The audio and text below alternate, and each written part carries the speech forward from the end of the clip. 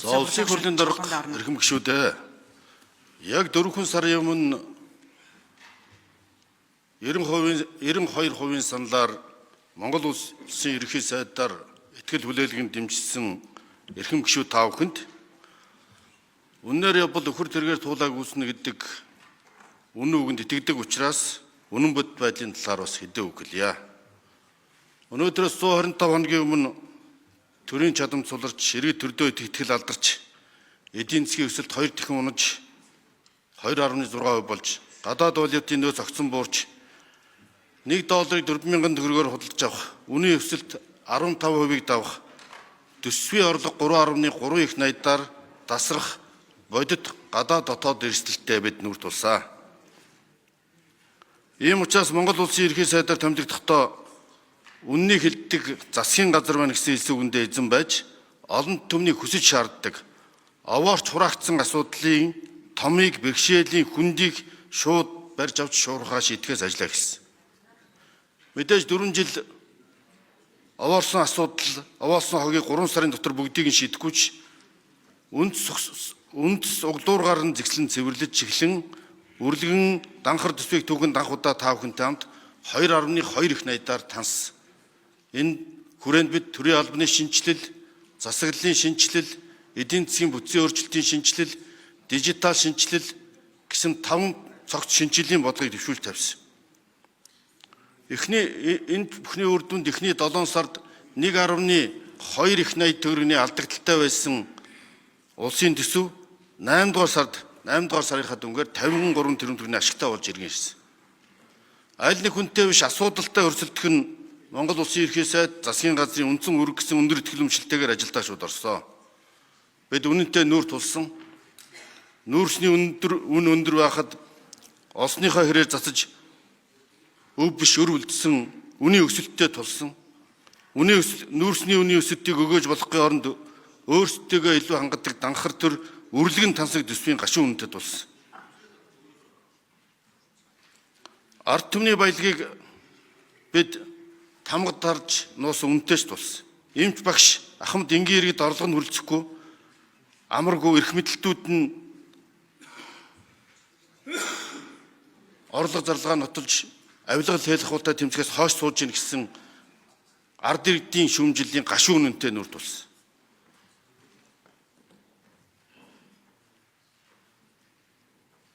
Баялагын эсрэг тэмцэл эдийн засгийн сэргэлт хоёр бол нэг зоосны хоёр тал юм.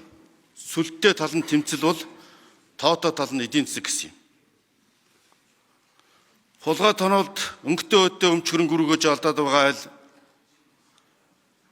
өрх хүнч гэсэн өөдөлдгүүтэй адил бид энэ шүүрхээ шанах шиг эдийн засаг төсвөө бүгэлж тэмцэж байж эдийн засаг сэргэж болохыг бид бодит гүйцэтгэлээр харуулсан. Эрдэнэс 5-7 хувьцаат компанид бид 7 дугаар сарын 9-нд онцгой дэглэм тогтоосон. Энэ хугацаанд нүүрсний борлуулалтыг 1.6 дахин өсгсөн.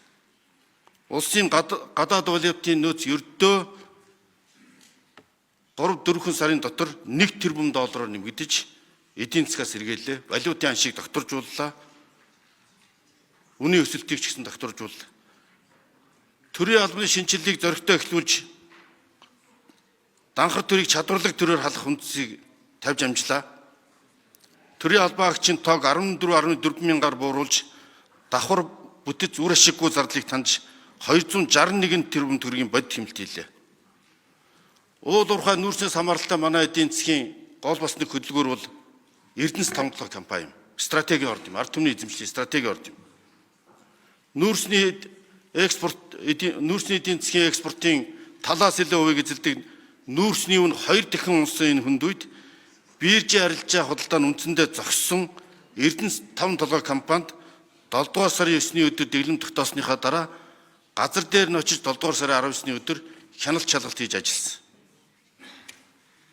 Ингээ газар дээр нь очиод ажиллахад тус компанид ажиллаж байгаа дотоод хяналт шалгалтын хэлцээс ирүүлсэн мэдээллийн дагуу олон асуудлууд ил тод болж эхэлсэн. Ингээ энэ 7 дугаар сарын 19-ний өдөр 5 дахь урхаа дээр очиж ажиллахад өстөө нөгөө мянга сонсохоор нэг үзэг гэдэгчлэн ямар их үрлэгэн зардал, үр ашиггүй хөрөнгө оруулалт, тэр баяжуулах үйлдвэр, конвейер, нүүрсний хулгай ямар олон хэлбэртийг олж мэдэн үүнийг засахгүйгээр нөгөө гол хөдөлгүүрээ засахгүйгээр эдийн засгийн локомотив урагшилж ажиллахгүйг бид бол баттай ойлгосон. Энэ ард түмний эзэмшлийн компанид асар их хулгай дуурлалт нүүрлсэн байсан. Ийм учраас энэ хулгай дуурлуудыг хэн шалгуулахыг тэдний дотоод хяналтын газарт нь үүрэг болгосон. Энэ компани дотоод хяналт эрсдлийн удирдлагын газар хэн шалгаж хууль хяналтын байгууллага авилгатай тэмцэх газарт энэ асуудлуудаа шилжүүлсэн юм байл. Үүний үр дүнд нэг талаасаа шин шалгалт яваад ирэхээр Эрдэнэс 5-7 онцгой дэглэмийн үйл ажиллагаа сайжирсан, үр ашигч нэмэгдсэн. Нөгөө талдаа тэнд байгаа олон асуудлуудыг хууль хяналтын байгууллагууд шалгаж энэ хэн шалгалтын ажлаа улам эрчимжүүлж өмнө шалгаж байсан асуудлуудтайгаа холбож эрчимжүүлж эхэлсэн юм билээ. Үндэсний баялагын сангийн хуулийн хэрэгжилтийг хангахын тулд улсын засгийн газраас баялагтай эзэн байх энэ зорилтыг хэрэгжүүлж засгийн газрын уралдаанаас хууль зүйн дотоод хэргийн сайдаар ахлуулсан стратегийн орд газруудад бас хяналт шалгалт хийхийг зөрчлүүдийг хууль хяналтын байгууллагуудаар шалгуулахыг үүрэг болгосон. Тэр одоо Төвөргөн нуур, Цаарт минерал, ухаан авдгаас аваад бүх стратегийн орд газрууд дээр хэн шалгалтыг эрчимжүүлэх үүрэг. 5-7 дээр ч гэсэн хэн шалгалтын ажил эрчимжсэн. Нүүрсний хулгай эсрэг тэмцэл эрчимжих хэрээр улсын элдв саат тэг засгийн газрын өмнө босч эхэлсэн. Эрдэнэс 5 компанид онцгой дэглэм тогтоож хулгайтай тэмцэний үр дүнд нүүрсний экспортын орлого сүүлийн 2 сард 513.8 сая доллар өссөн. Одоо энэ бодит үр дүн жишээ. Тоо худлаа хэлдэг үү? Энэ Эрдэнэс 5 дээр ганцхан удирдлын дотор гарсан эрс өөрчлөлт нь эдийн засгийн эргэлтийн шинэ гараа болсон. Улсын валютын нөөц 5.9 тэрбум доллар болж түүхэндээ хэмжээнд өрлөө. Эдийн засгийн өсөлт 2.4% болж унсан байсныг 5.6% болж 2 дахин нэмэгдлээ. Яг өчигдөр олон улсын байгууллагууд, тухайлбал Moody's агентлаг Монгол улсын зээлчих зэрэглэлийг өсгөж 11 жилийн дараа бие нэг зэрэглэлд дэвшин орсон түүхэн сайн мэдээг та бүхэндээ дуулгахдаа баяртай байна. Энэ бол манай улсын эдийн засгийн сэргэлтийг олон улсын түвшинд үнэлсэн одоо бодит факт баримт юм. За үүний үр дүнд дотоод зээлийн хөө буурж хүүгийн зардал хэмнэгдэх боломжтой болж байгаа юм. Зээлчих зэрэглээд дагаад одоо энэ гадаад бонд хүүгүүдийн бүгдийнх нь хүү буурдаг. Зээлийн хүүгээ бууруулах шаардлагыг бид засгийн газар байгуулагдсан анхны өдрөөс ахуулан оюутлага компани бүх уулзалтаар тавьж ирсэн. Энийг оюутлага Риотинтой хүлээн авч хамтран ажиллахаа илэрхийлсэн бичгээ ирүүлсэн. Саяхан бас. Ингээд хүүгийн зардлыг бууруулах хэлцээр эхэлж оюу толгойн төслийг ард түмэнд илүү үр ашигтай өгөөжтэй болох ажил урагшлаа. Энэ одоо бодтой ажил хэрэг болж байна. Энэ асуудлыг бид 2018 онд тэр Дубайн гэрээнээс хүчингү болохдоо бид засгийн газар улсын хурал дээр тавьж дивиденд ногдол ашиг хүртэхгүй байгаа 34% чинь гол шалтгаан нь хүүгийн зардлаа өсгөх замаар ашигт ажиллагааг бууруулж байгаа үндсэн шалтгаан байна. Энэ хүүгийн зардлаа бууруулах ажлыг бид шаардж ирсэн. Харамсалтай нь энэ ажил хаягдсан байсан. Өнөөдөр хүүгийн зардал бодтой буурах ажил бодтой боллоо. Төр төмнүүдтэй төмөн олон одоо төмнүүдтэй гэдэгчлэн манай засгийн газар тамга дарж нуусан бүхнийг илчилж үннийг илчлэн дэлгэж ил тод болгож ард түмний хяналтанд оруулах алхмыг хийж байна. Цаашдаа энэ ил тод байдал бол албан тушаалтны хяналтнаас илүү ард түмний хяналт илүү бодит.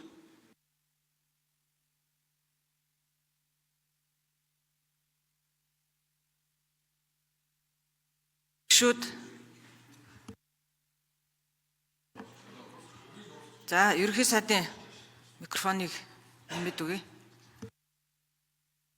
Үндсэн хуулийн нэмэлт өөрчлөлтийн гол зорилго бол улсын хурал хэрүүлийн талбар биш, мэтгэлцээний танхим байх ийм зарчмыг сонгосон. Өнөөдөр харамсалтай нь асуултанд хариулах боломж олдсонгүй. Тийм учраас үгээ дуустал хэлэх боломж олгохыг бас хүсэж байна. Эдийн засгийн сэргэлт бол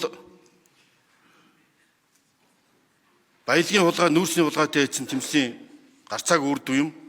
иргэндээ нээлттэй нийгэм бол эрүүл зөв байдаг зүй зарчмыг бид ягчлал баримтж ажиллаж байна. Энэ бүх тэмцлийн эцсийн эрхэм дээд үрдэн бол өсөлтийг өгөөж болгон Монгол айл өрх болгонд хүрэх явдал юм.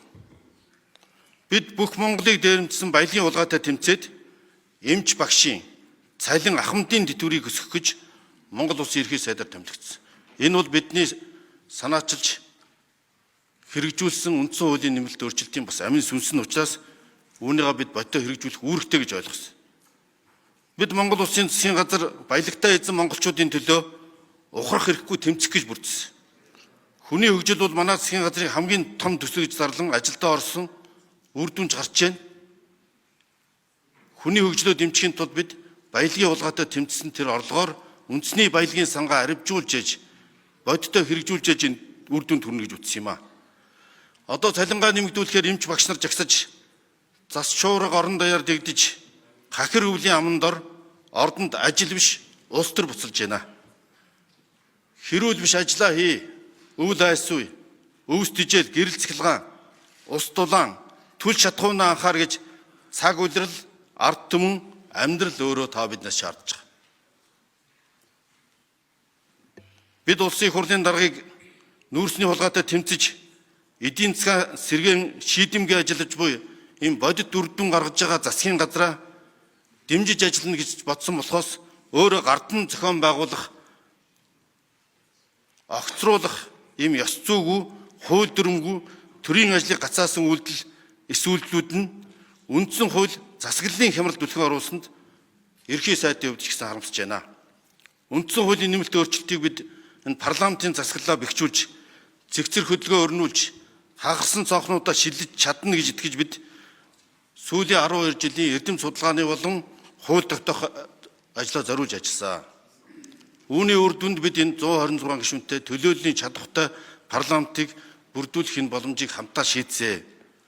Бид зөвлөлт харчлалын үзэл санааг нэвтрүүлж, ард иргэдтэйгээ зөвлөлдөж, 2017 он зөвлөлт санал асуулга зохион байгуулж, 2023 он зөвлөлт санал асуулга зохион байгуулж энэ 126-т ард иргэд дэмжихгүй байхад энэ төлөөллийн чадварыг хангасан парламентыг бүрдүүлэх үндсэн хуулийн нэмэлт өөрчлөлт хийж чадсан.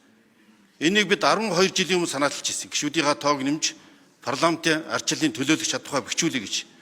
Тухайн 108 гишүүнтэй болъё гэд 2-3 гишүүнээр 2010 онд унжээснаа бид 23 онд гүйцээсэн. Энэ бол зөвхөн миний санаачлага биш, ардчилсан нам, ардын намын олон гишүүд энийг санаалж ажиллаж ирсэн. Гэтэл 126 гишүүнтэй болсон парламент маань 76 гишүүнтэй байсан улсын их хурлын чуулганы хуралдааны дэгээр тэр үеийн үндсэн хуулийн заалтаар асуудал шийдэх гэж зөрүүлж байгаа нь үндсэн хуулийн нэмэлт өөрчлөлтийн үзэл санаагаа 126 гишүүнтэй болсон парламентизмын үзэл санаагаа гуйвуулж байгаа хэрэг мөн.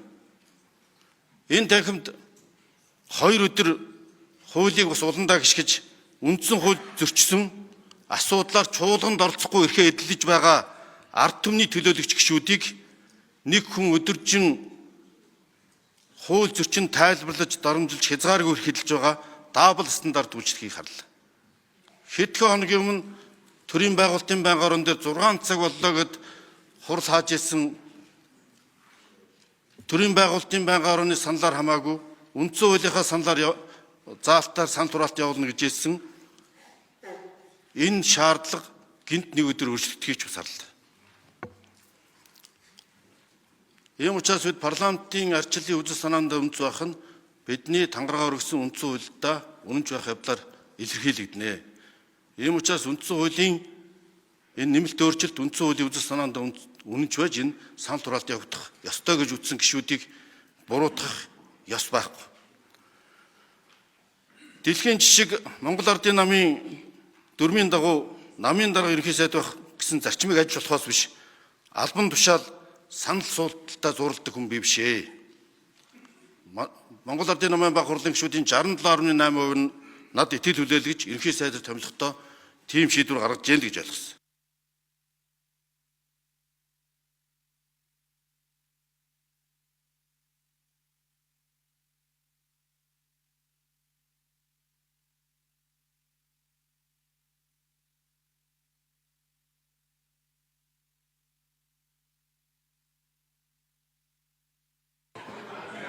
Ерөнхий сайдын цагийг 3 минутаар За бид нар санал хураалтын энэ нэг үндсэн хуулийн цагтаа байгаа маа гişүү дээ. Энэ нэг өөрөө үгүй харин тэр 1:30-таа санаа зовоод исэн бол та хүн өчигдөр цагтаа ирэхгүй дээ. За 3 минутаар сунгая.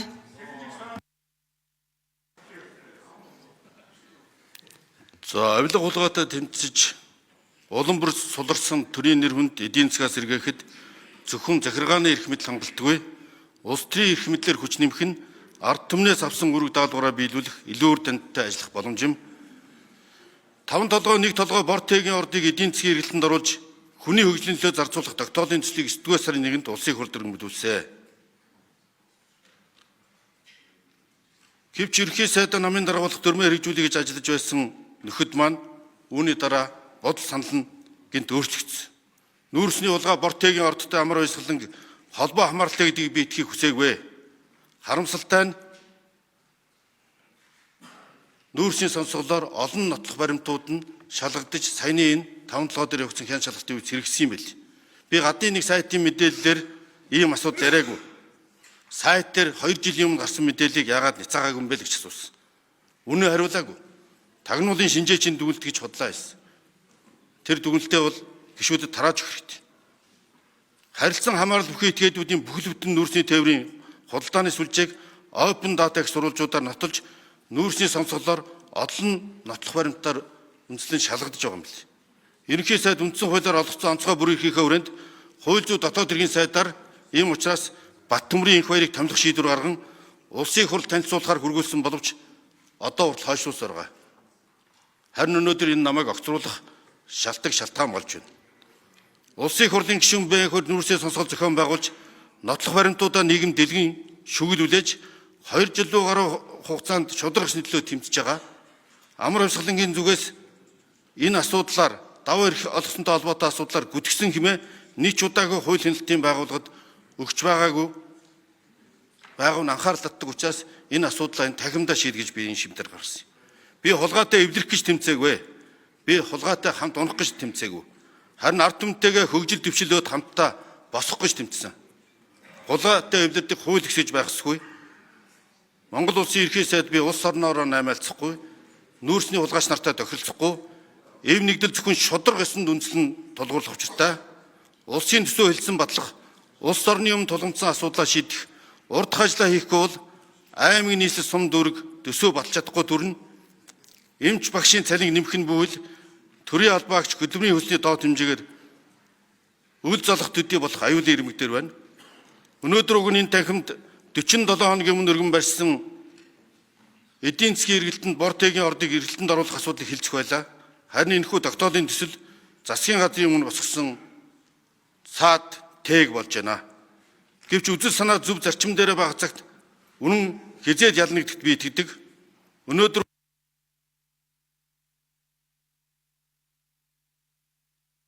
за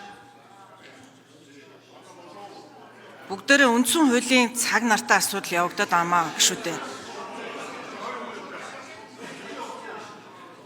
За ерөнхий сайдын минутыг 2 минутаар сунгая.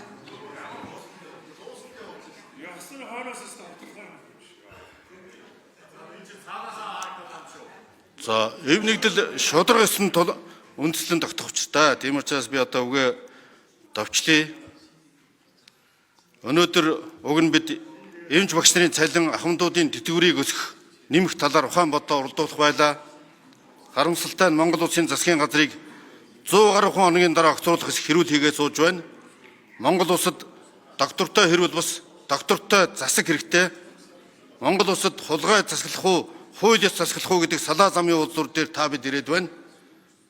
Ийм учраас хууль ялах уу, хулгай ялах уу гэдэг хурууны хээтэй төрийн тамхтай түүхэн сонголтын өмнө та бүхэн зогсож байна.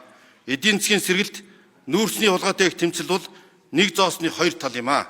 Монгол эх оронд минь хууль ёс ялах болтугай, мөнх хөх тэнгэрийн хүчин дор Монгол улс мандан бодрох болтугай.